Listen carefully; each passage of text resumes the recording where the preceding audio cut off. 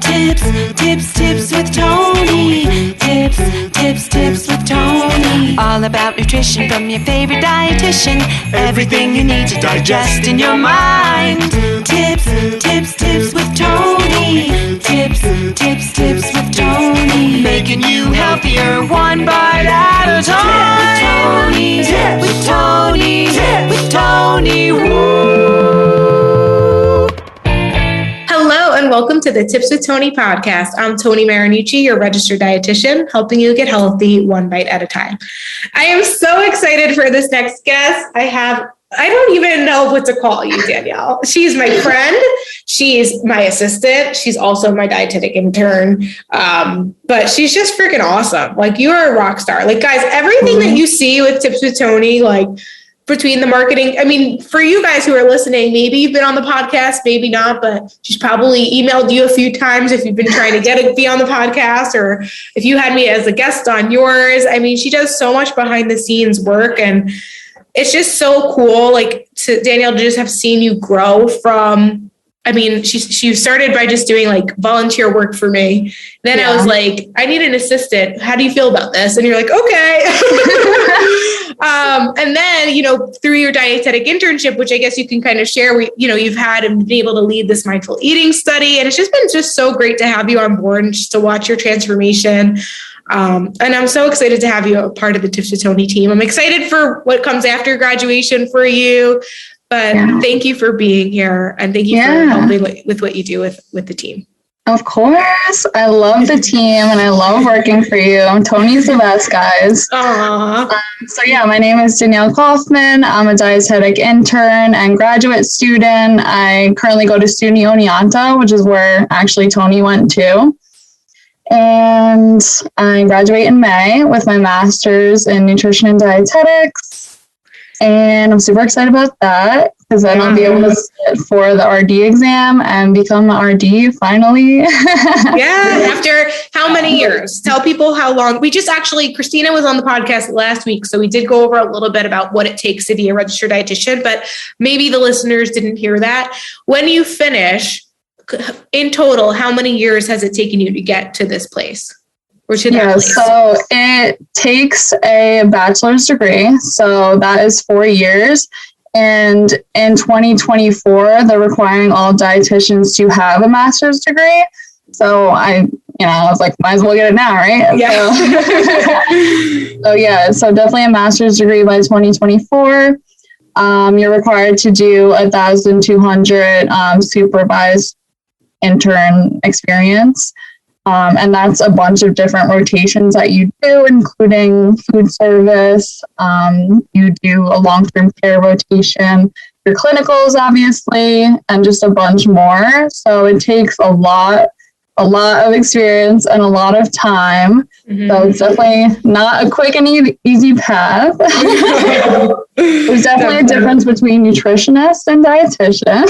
Yeah, we just celebrated RD Day was last Wednesday. Yeah. We got to celebrate that and educate a little on that. So, I mean, the requirements are a minimum of 5 years, guys. It's not possible to finish it sooner. Danielle's program actually is the same program that I did, which we did a combined master's degree, a graduate degree with your dietetic internship. And it's like the fast track. Like, that's the fastest way. We did it within a year, which was insane. Basically, Danielle, I don't know how she does what she does for me, because when I was in that program, I could not work at all. Like, there was just your whole day in life is just like graduate work, and like you're basically paying them to work because you pay for the program.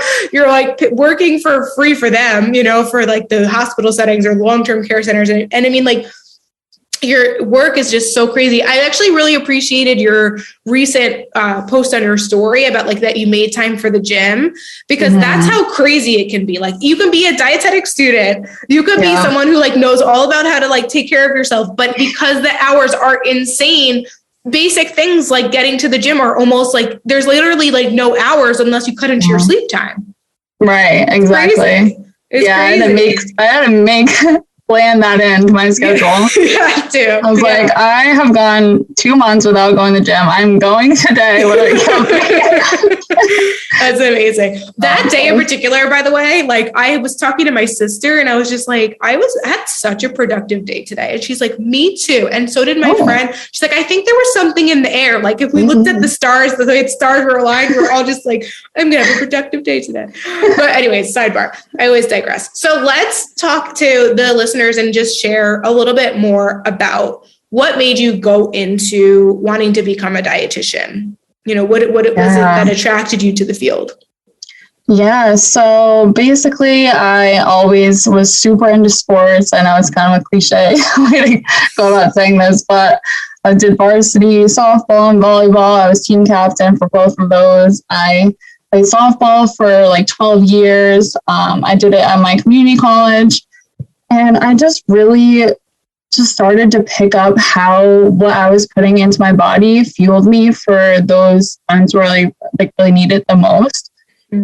So just tuning into how different foods made me feel. And after that kind of like discovery, I just continued to really eating healthily, and I just got into nutrition that way. And I came across something, I think it was my aunt who was really into like plant-based eating, but she like recommended like you look up like to be a dietitian. And that's kind of where like the first time where I really like thought like, because I never knew that was like a career path that someone can take, you know what I mean?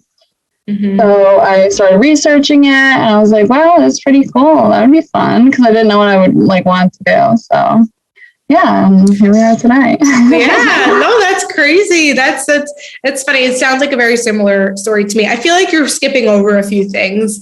And if it's okay if we go there, you've mentioned it, and we don't have to go too much into it. But I know that when you were even leading the mindful eating study, you were kind of talking about at periods where you might have struggled with overeating or binge eating. Is that before or after you made the healthy changes? So after high school is when that period started. So I was working out, like doing sports, like every single day of my life from the age like 12, you know what I mean? So after that stopped, I started gaining weight just because I'm growing and I'm not working out as hard as I was previously every day of the week, which is totally normal. But in an effort to lose that weight, I just started restricting calories, just going like really unhealthy about it. I would use MyFitnessPal religiously, which is an unhealthy behavior, and just like weighing food and just really, I don't know, just paying like thinking about food 24/7, and it just became an unhealthy habit. And then my binge eating happened because I was restricting so much. So that restriction led to me binging at night. So I would restrict throughout the day. And so my body at the end of the day was like, I'm starving, like feed me, you know, so then it would result in binge eating. And that continued on for like a year, 2 years, honestly. And then I finally I don't know, I just came to a realization and just discovered basically mindful eating habits and just like intuitive eating in general, and just started implementing healthier habits. I ditched counting calories completely. I exercised because I wanted to, not to burn off whatever I ate. I just started paying attention to body positivity and following a bunch of accounts that just made me feel good rather than made me feel bad. And I just unfollowed or blocked those accounts, and I started eating more consistently throughout the day, which resulted in me not binging anymore at night. And there still is periods of binge eating that happens, but it's definitely way, way less. It was like all the time, but now it's like rare. It's super rare. I'm so proud of you. Thanks. Thank you so much for sharing that. Of course. Do you hear back Okay, I think it went away. There was a little bit of like I heard my echo of my voice. So hopefully, I don't know if listeners heard that, but I hate hearing myself. I don't mind hearing it, but like hearing it back in an echo, it's like when you're on the phone, it's like so annoying. Anyways, thank you so much for sharing that. You really didn't have to, but I do appreciate it because I think it's important to shed light on actually a lot of dietetics majors really do. They go into the field for it's interesting, right? Because I mean, our stories are so similar. Like I went into it thinking, oh, I was going to learn how to like eat healthy. And then I actually was like on this pursuit of weight loss from the beginning. Right. And then I became obsessed. And that's that fine line. And when you're restricting so much and then it leads to overeating and then you beat yourself up. I mean, it's just like we're human. So even though we're educated about basic nutrition, I mean, sometimes I think it could be like harder for us because we learn so much about nutrition. It's so hard to unlearn it. Yeah. And then we just go on this like experimentation path and it can be like really detrimental. But anyways, I'm glad to see you on the other end. And I'm like happy I went through that experience because now I'm like passionate about helping other women who have like the same struggles. So really it was like a thing, even though it like doesn't seem like it is. No, but I know, but it's so true, right? It's there, you know, we always have like, there's a purpose. And a lot of times within that purpose, it came from a place of pain or frustration. Right. But we're able to use that and turn it into something powerful and meaningful. Yeah, exactly. Amazing. Okay, cool. All right, let's get into the meat of today then. So you had the pleasure of leading this mindful eating study. You were led a group of women. It was 3 weeks, right? You got to like educate them in between, but it was mainly those 3 Zoom calls, which you were able to teach them about mindful eating practices or what they need to know to help them to become more mindful eaters. So I would love for you to kind of like do a quick brief recap of like those. I know you did like 3 main topics. If you won't mind just kind of jumping into the first one, and then I'll ask any follow-up questions, and then we'll go to the second, we'll go to the third. So what was the first thing that you addressed with them? Yeah, so the first piece of that was the awareness aspect of it. So in the beginning, last semester, we conducted a needs assessment and found that these adult women were really struggling with the awareness and distraction part of mindful eating and also overeating in general. So we really wanted to touch on these 3 topics within the 3 Zoom meetings that we held. And so the first one being awareness. So I just like the facts. Yeah. So I guess I would love for you to kind of share what were the kind of the main tips that you help people to become more aware of what they're eating. Right. Yeah. So definitely a huge thing that is super helpful is just learning to bring all your senses into a meal. Nowadays, I feel like meal times are super rushed and we don't really pay attention to our senses when having a meal, which might be, you know, you think you are, but really you're not. You're not really taking that time to just be aware of these senses. So, you know, how it looks, how your plate, the colors on your plate, and smell is the obvious one. Does it smell fresh? Like, what does it smell like to you? Feel, so how does it feel in your mouth? Is it like chewy, crunchy, like grainy or smooth, stuff like that. And also listen. So is your food, you know, making a certain noise, and just really paying attention to your senses, which sounds simple, but it might not be easy to implement in your daily life, you know. Not in today's world where everyone's so busy and we're jumping from here to there and A to Z. So I guess before we even talk about maybe how to incorporate that, why is that important? Why does someone want to bring awareness to their meal? Why does someone want to use their 5 senses with eating? How is that going to help them? Yeah, so this will help them to really slow down and just pay attention to their food. It will help them to eat slower, which means they will ultimately be fuller and more satisfied after their meal than, you know, choosing, because once you have a meal, like you go back and eat more when you're not even hungry, you know what I mean? To just get that satisfaction factor. And by paying attention to your senses, you will just ultimately be more satisfied at the end of your meal. and therefore you won't have to grab a snack after. Because I feel like that's a common thing that most people do. They rush, they eat as fast as they can, and then they're like, oh, like I'm not satisfied, let me grab this snack. And then that's where their satisfaction comes. Yeah. So yeah, it's just a huge thing, awareness for satisfaction mainly. I'm sorry, but I had to interrupt this podcast because if you're feeling a little bit under the weather or you feel like you have a cold coming on, you're going to want to listen up. I'm all about staying hydrated with fluids, resting your body, and eating your veggies, but sometimes we need a little extra help. The Defender supplement from Gut Personal provides powerful immune support with key nutrients that support the soldiers of the immune system to effectively defend the body against harmful invaders. This supplement is made up of a powerful blend of key nutrients and botanical extracts that support your immune system for optimal strength and function.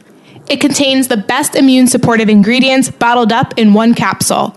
To learn more, go to gutpersonal.com or click the link in the show notes, and don't forget to use Tips with Tony 10 at checkout to get 10% off your order.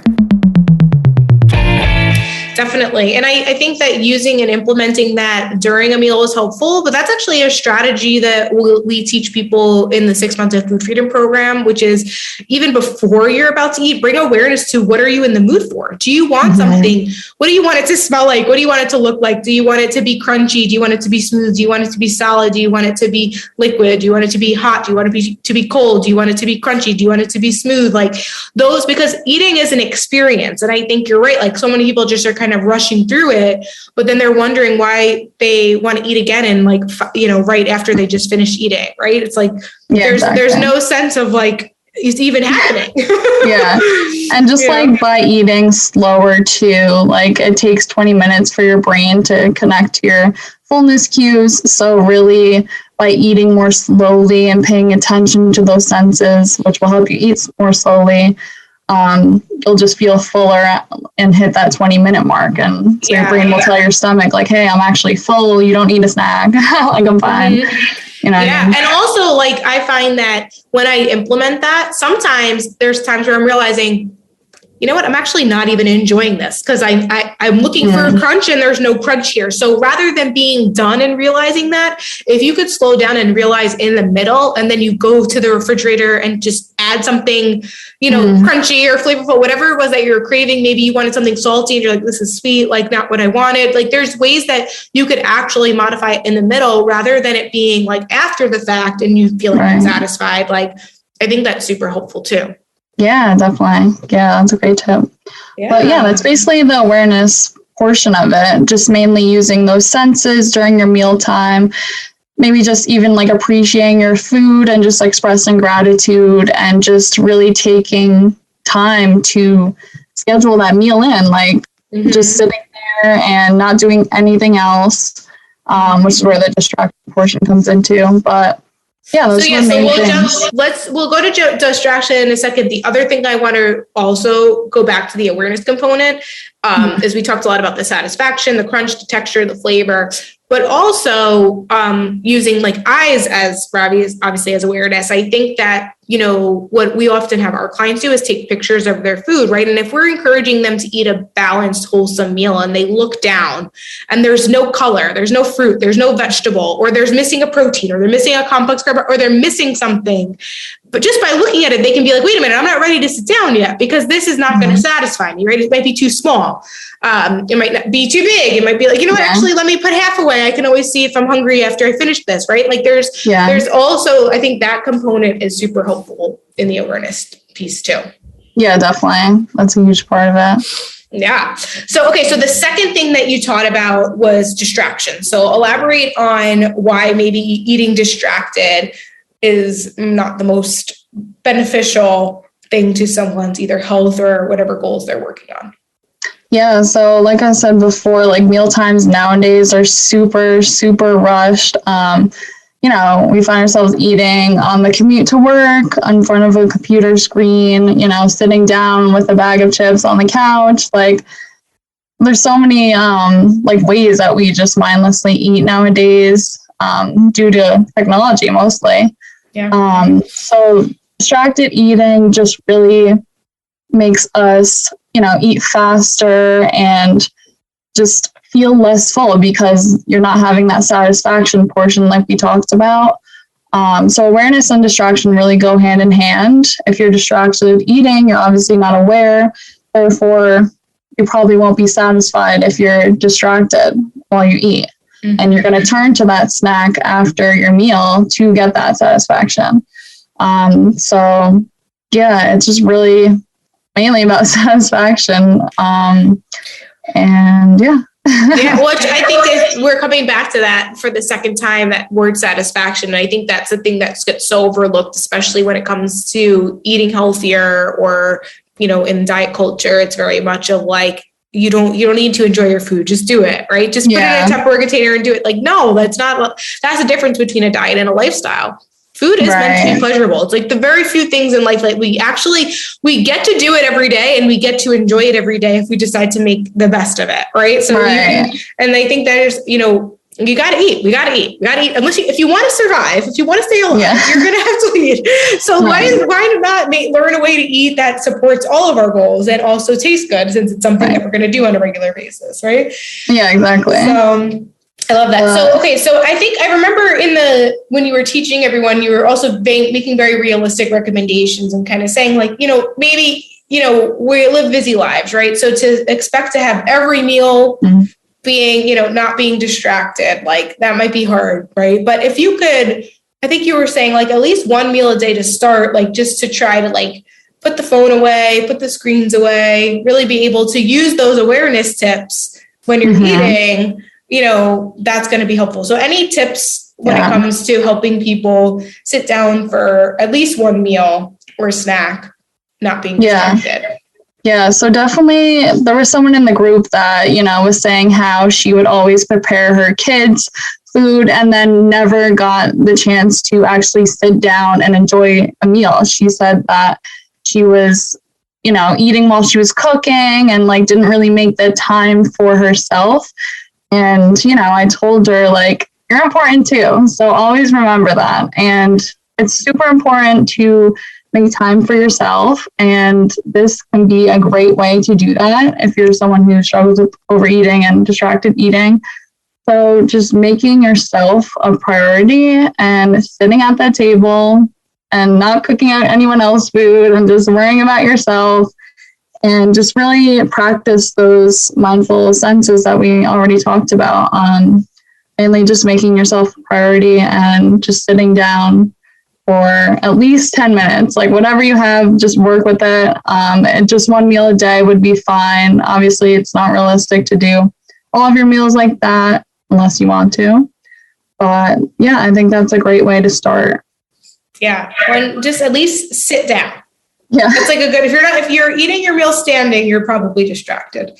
Yeah. Right? If you're picking on things while you're cooking, you're probably distracted. Unless you're intentionally saying, you know what, I'm going to cut myself this apple because otherwise if I don't, I'm going to eat over like everything that I'm preparing. Right. But most of the time I would say, try to eat at least one meal sitting down.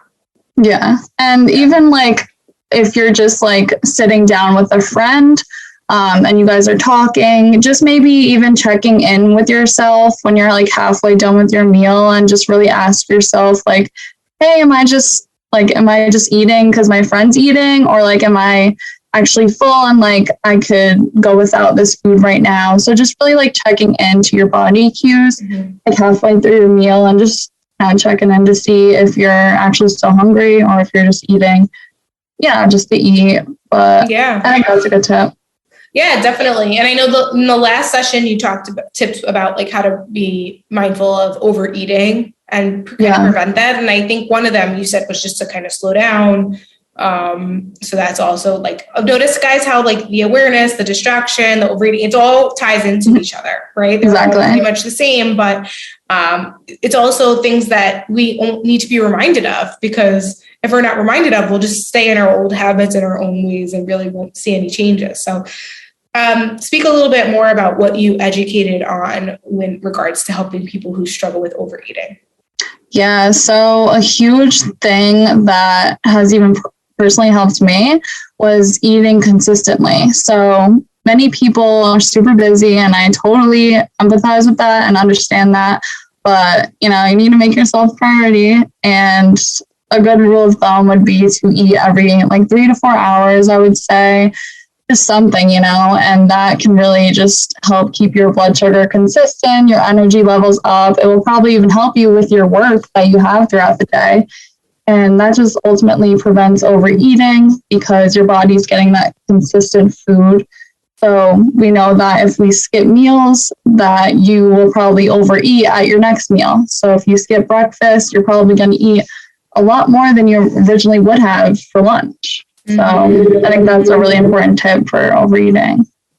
Yeah, I mean, and I think people, I never want to assume. We have the new listeners every day. So thank you for tuning in if you're new. And also thank you for an old time listener. But if you've been listening to this podcast for a while, you know that 3 balanced meals a day, 3 to 4 hours apart is a pretty standard recommendation that we make here, because not only is it going to help with potentially binging or overeating, but it is going to sustain those blood sugars. It is going to give you the energy. It's also just the opportunity to get in all the nutrients that your body needs. It's really hard to fit in all the nutrients you need, not just talking about your macronutrients, but your micronutrients, your vitamin A, your vitamin C, the antioxidants, the fiber, all that thing, to try to cram it all in 1 to 2 meals. It's really hard to do that. So it's an opportunity to fuel your body and to provide your body with nourishment and nutrition and just, good food. Yeah, totally.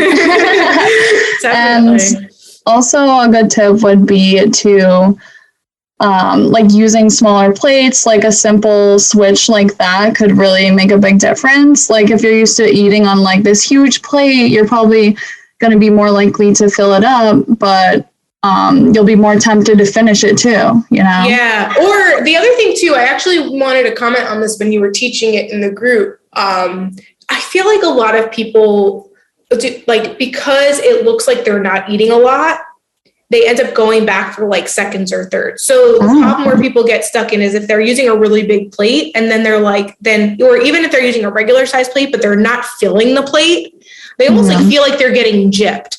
So I didn't, or in their subconsciously I didn't eat that much. But I would encourage you, whether you use a big plate, a medium plate, a small plate, fill your plate. Because I think what happens is that we think I'm just going to eat a little bit. It's kind of like that sliver of pie.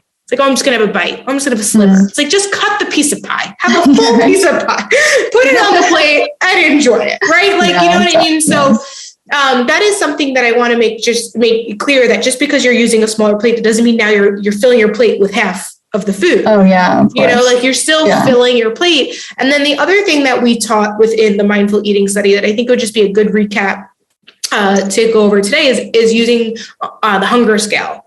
So the thing that I think I just want to remind people of is, in the beginning, that's why we want awareness to come into play. That's why we want to sit for our meals and eliminate distractions. That's why we want to incorporate 3 balanced meals a day, 3 to 4 hours apart or whatever it is, because that's going to help you eventually get back in touch with your hunger cues, or at least regulate them.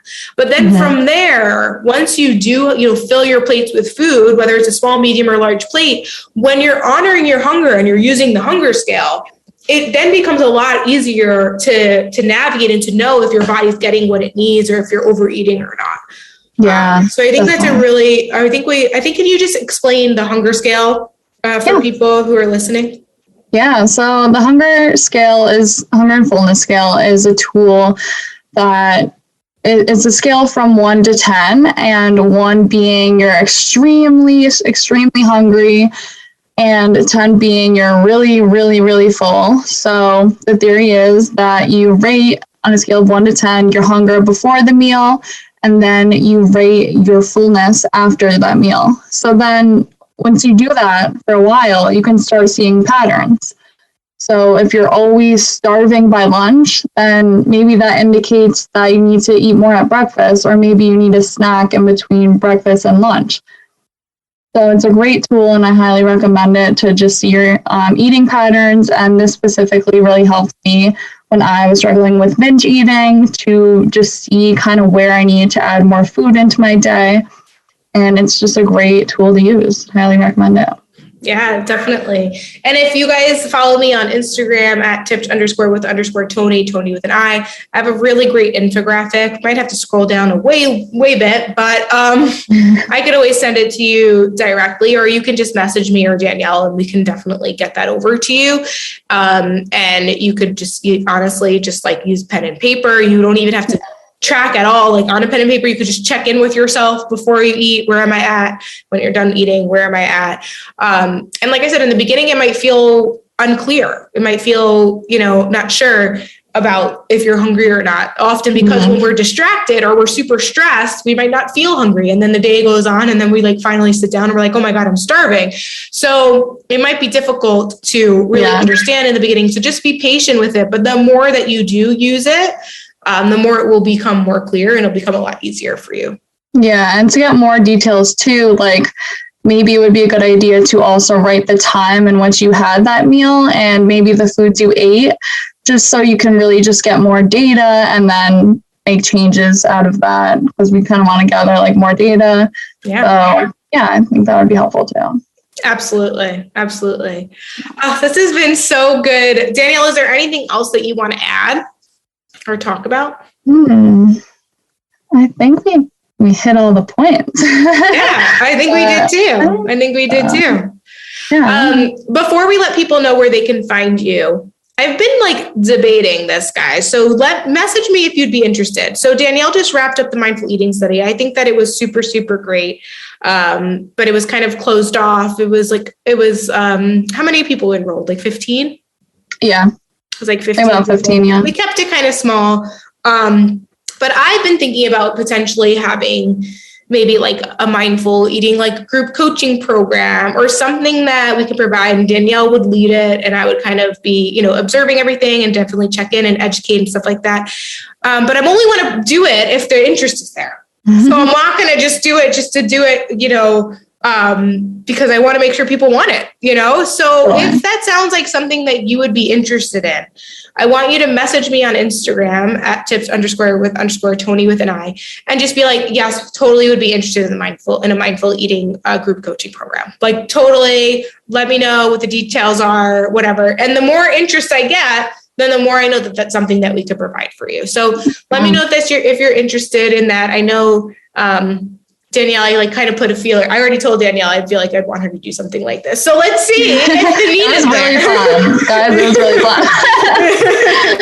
Yeah, people definitely learned a lot from that, I feel. And they're very engaged. They were. It was a great group. It was a really great group. So I would love to be able to offer it again.